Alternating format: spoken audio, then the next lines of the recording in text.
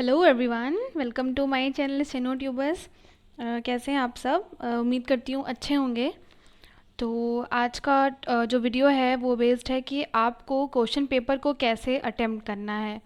ठीक है, आप स्क्रीन पर देख सकते हैं how to attempt the question paper of SSC stenographer in mock test और एग्ज़ाम। देखिए, कई बार कुछ ऐसी कन्फ्यूजन्स होती हैं जिनकी वजह से आप आते हुए भी कोई क्वेश्चन छोड़ देते हैं या आपको वो टाइम नहीं मिल पाता है कि आप वो क्वेश्चन अटेम्प्ट कर लें। या कुछ ऐसा होता है कि आप सेक्शन में कंफ्यूज हो जाते हैं कि आप एक सेक्शन पहले कर लेते हैं एंड सेकंड सेक्शन करने में आपका टाइम गलत तरीके से बढ़ जाता है, जिसकी वजह से आपका पेपर जो है वो छूट जाता है। तो कुछ ऐसी गलतियां हम सबसे होती हैं, मुझसे भी हुई थी और मैंने इसको अपने सेकेंड अटेम्प्ट में सुधारा कि कैसे मेरी स्ट्रैटेजी हो सकती है कि मैं अपने क्वेश्चन पेपर को कैसे अरेंज करूं, कैसे मैं डिवाइड करूं, सेक्शन वाइज टाइम कैसे डिवाइड करूं कि मेरा पेपर भी हो जाए और मुझे मेरे एक भी क्वेश्चन जो है वो छूटने ना पाए। तो यही कुछ क्वेश्चंस के साथ आज ये वीडियो आपके सामने ला रही हूँ मैं। तो चलते हैं। देखिए, किसी भी क्वेश्चन को अटेम्प्ट करने की तीन पार्ट्स हो सकते हैं, तीन पार्ट्स में डिवाइड करते हैं हम किसी भी क्वेश्चन पेपर को अटेम्प्ट करने से, स्पेशली एसएससी स्टेनोग्राफर को। तो पहला जो है वो है सेक्शन वाइज। ठीक है, आप उसको सेक्शन में बांट सकते हैं। लाइक हमारे में क्या है, जीए है, जनरल अवेयरनेस, और है इंग्लिश का सेक्शन, और है रीजनिंग यानी कि जनरल रीजनिंग।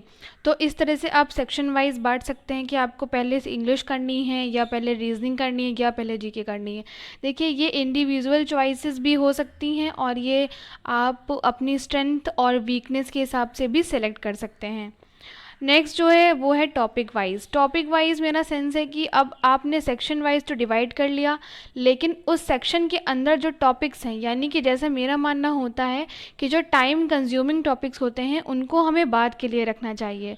जो टॉपिक्स हमारा टाइम कम लेते हैं उन्हें हमें पहले करना चाहिए, या फिर जो टॉपिक जिन्हें हम अच्छे से तैयार हैं हमारे और वो हमारे स्ट्रॉन्ग एरियाज़ हैं उनको हमें पहले कर लेना चाहिए, क्योंकि वो रॉन्ग नहीं होंगे, क्योंकि वो ऑलरेडी प्रिपेयर्ड हैं।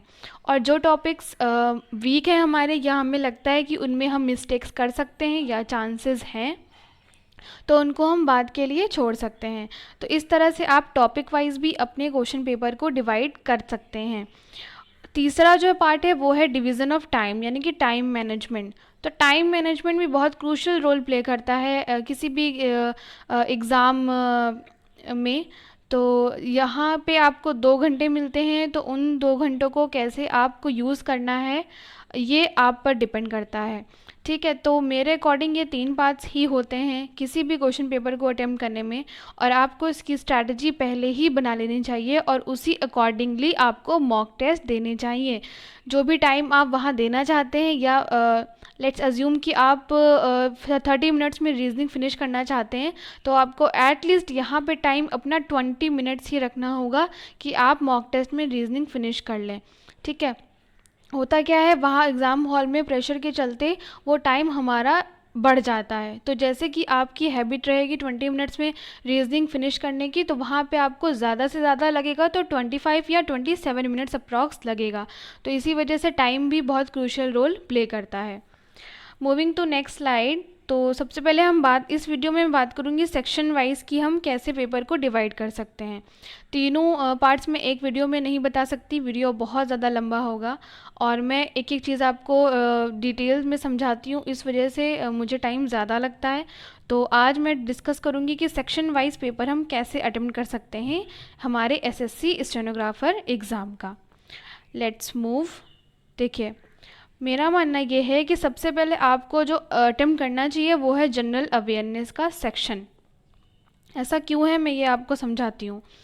देखिए, directly click on the GA section. देखिए, आप जब ऑनलाइन टेस्ट देते हैं तो आपको इधर जब आप देते हैं तो यहाँ पे एक क्वेश्चन पैलेट भी अवेलेबल होता है, जिसमें 1 2 3 करके ऐसे नंबरिंग होती है और इसमें सारे क्वेश्चंस की डिटेल दिया होता है, और वो कलर्ड भी उसी में होते हैं जो आपने अटेम्प्ट किया, या नॉट आंसर्ड है, या आंसर्ड है, मार्क्ड फॉर रिव्यू है, ऐसे ऐसे करके यहाँ पे दिए होते हैं।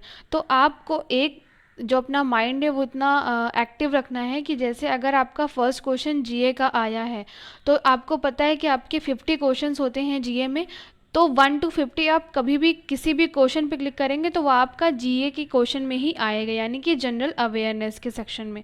वहाँ पे आपको ये ऐसा नहीं मिलेगा कि एक जीए का क्वेश्चन है या इंग्लिश का क्वेश्चन आया फिर उसके बाद उन्होंने रीजनिंग का दे दिया, ऐसा नहीं है। तो 1 to 50 जैसा कि हमारे नोटिफिकेशन में मेंशन है कि 50 क्वेश्चंस ही होते हैं, तो वो 50 क्वेश्चंस ही आपको मिलेंगे, ठीक है। उसके बाद में 51 से फिर हो सकता है इंग्लिश स्टार्ट कर दें, तो वो अब ये भी आपको पता है कि 100 क्वेश्चन नेक्स्ट हमारे इंग्लिश के ही आएंगे।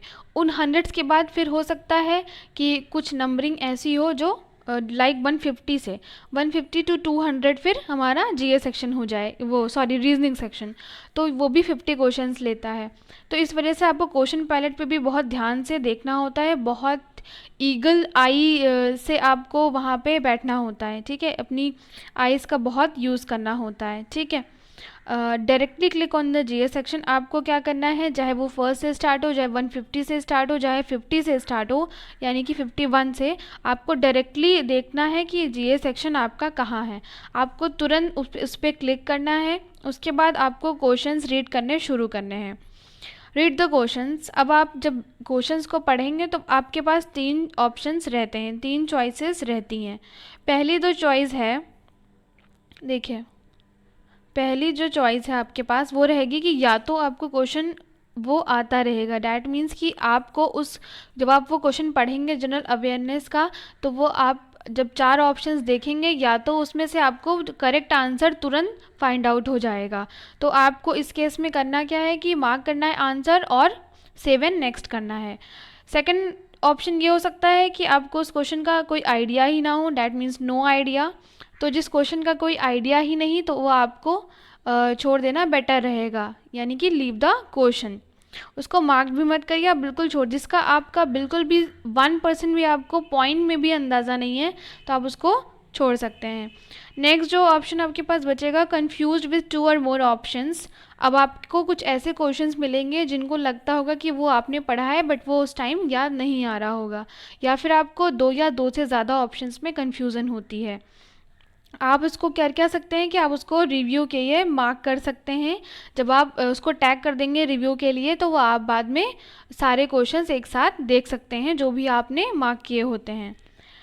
इसके लिए मैं टिप देखिए, इसके लिए सबसे अच्छी टिप ये है जनरल अवेयरनेस के लिए, if you know the right answer mark it else leave it. यानी कि अगर आपको इसमें डायरेक्टली क्वेश्चन पुट अप होते हैं तो आपको किसी भी क्वेश्चंस का आइडिया अगर है, जैसे जैसे फॉर एग्जाम्पल एक क्वेश्चन पूछा गया कि 15 जुलाई को कौन सा डे होता है, तो इसमें 4 ऑप्शंस दिए होंगे, तो या अगर ये तभी आप कर पाएंगे जब आपने इसको कहीं ना कहीं पढ़ा होगा, तो आप इसमें राइट आंसर क्लिक करके आगे मूव कर सकते हैं। या तो आपने पढ़ा ही नहीं होगा तो इसको करने का या गैस लगाने का कोई मतलब नहीं, क्योंकि वो नेगेटिव मार्किंग में आपके मार्क्स कट जाएंगे। तो सबसे अच्छी बात इसीलिए इसमें सबसे ज़्यादा टाइम भी कम लगता है।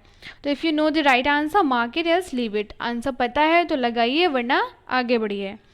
ओके, तो आई होप कि आपको ये क्लियर हुआ कि मैंने जनरल अवेयरनेस के सेक्शन को पहले अटेम्प्ट करने को क्यों बोला है। ठीक है, मूव करते हैं।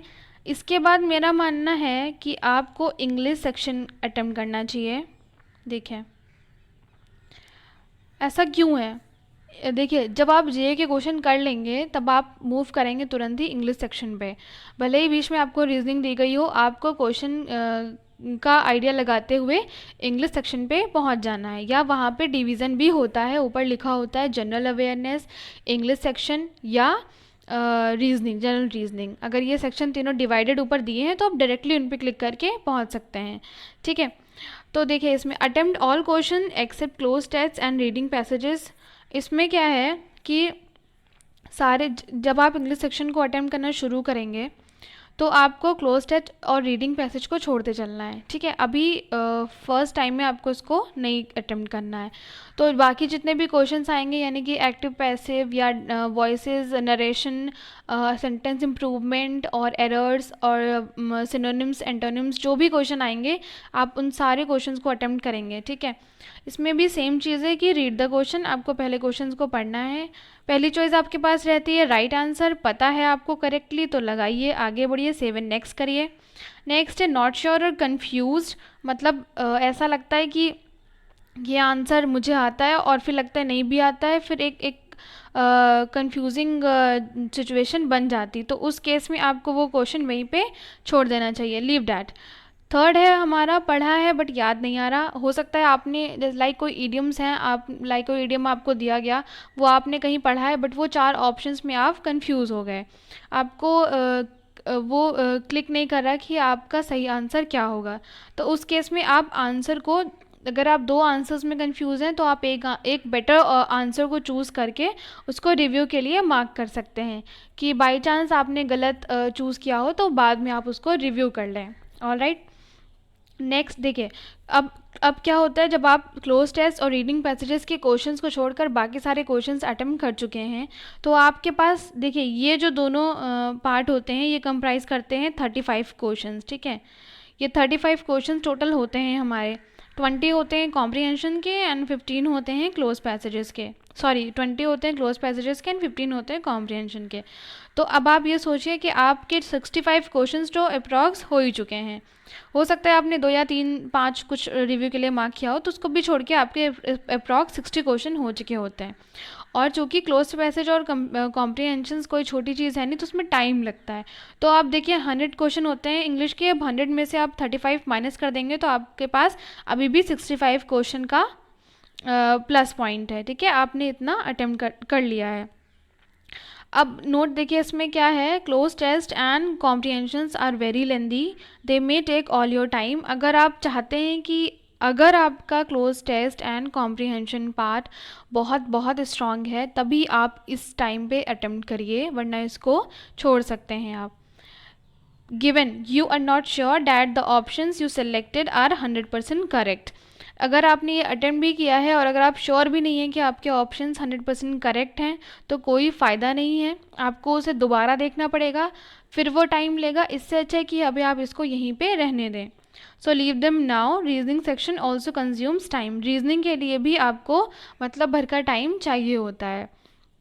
तो मेरा कहने का मतलब ये है कि अगर आप चाहते हैं कि आप इसी फ़्लो में क्लोज पैसेज और कॉम्प्रिहेंशन करना चाहते हैं तो बिल्कुल करिए, इसको करते हुए तब आप रीजनिंग सेक्शन की ओर बढ़िए।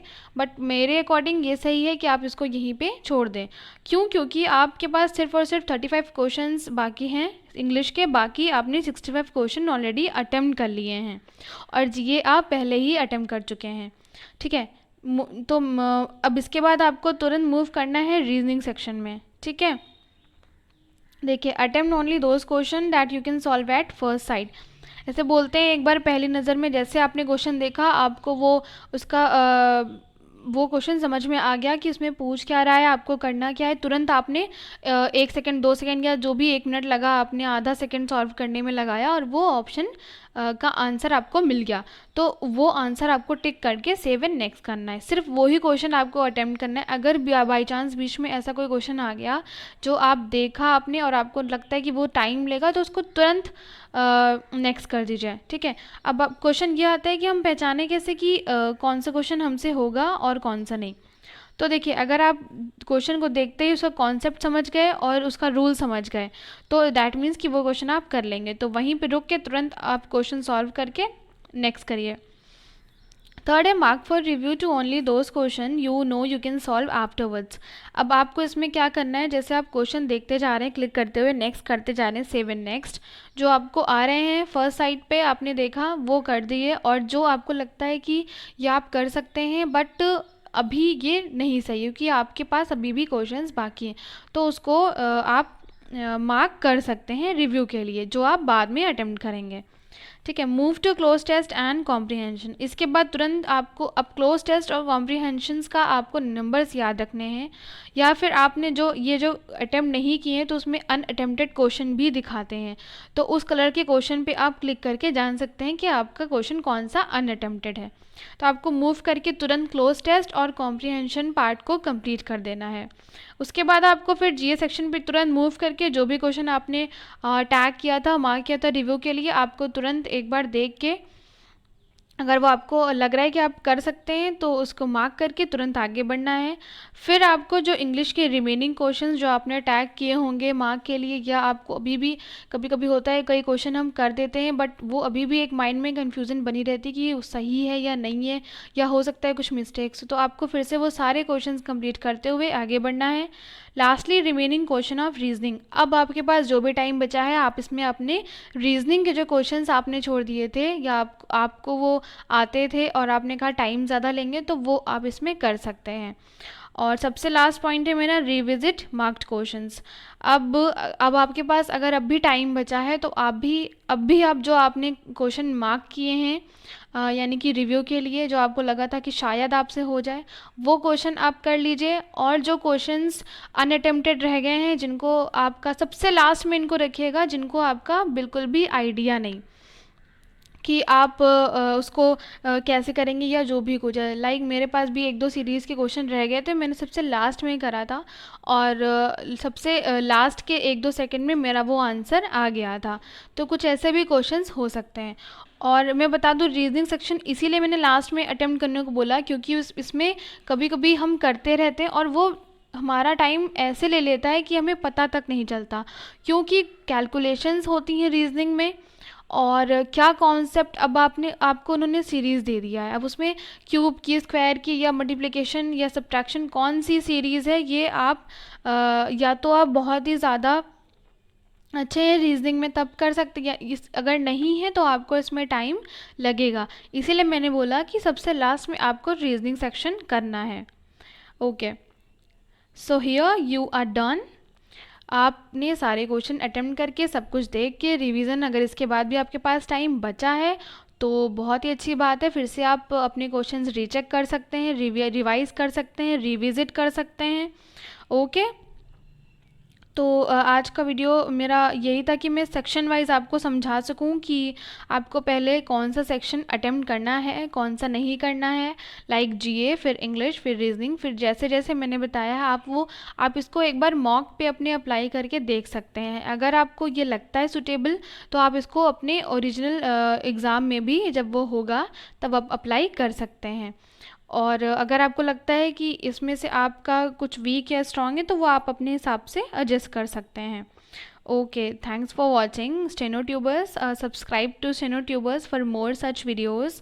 और आने वाले वीडियोज़ में मैं आपको सब्जेक्ट वाइज बताऊंगी, और सॉरी मैं आपको टॉपिक वाइज डिस्कस करूंगी कि आपको लाइक जीए के अंदर, जनरल अवेयरनेस के अंदर कौन से टॉपिक्स पहले लेने चाहिए, या इंग्लिश में कौन से टॉपिक को, जैसे क्वेश्चन जैसे आप मान लीजिए नरेशन आया है, अब आपको इसमें नहीं, आपको ज़्यादा आता है तो आपको तुरंत इसे स्किप कर देना है। या कोई क्वेश्चन ऐसा आया, लाइक रीजनिंग में कोई क्वेश्चन है, जैसे पार्ट होते हैं हमारे पास, कुछ क्वेश्चन होते हैं सीरीज़ में, उनमें टाइम लगता है, और कई क्वेश्चंस होते हैं लाइक बहुत इजी होते हैं, कोडिंग डिकोडिंग के हो जाते हैं। तो इस तरीके से कैसे आप इसको मैनेज कर सकते हैं, तो ये हो जाएगा। और एक नेक्स्ट वीडियो में मैं आपको इसके टाइम मैनेजमेंट के बारे में बताऊंगी कि आपको किस सेक्शन को कितना टाइम देना है, तो उस अकॉर्डिंग आप अपने मॉक टेस्ट पे प्रैक्टिस कर सकते हैं और उसको अपने ओरिजिनल एग्ज़ाम में अप्लाई कर सकते हैं।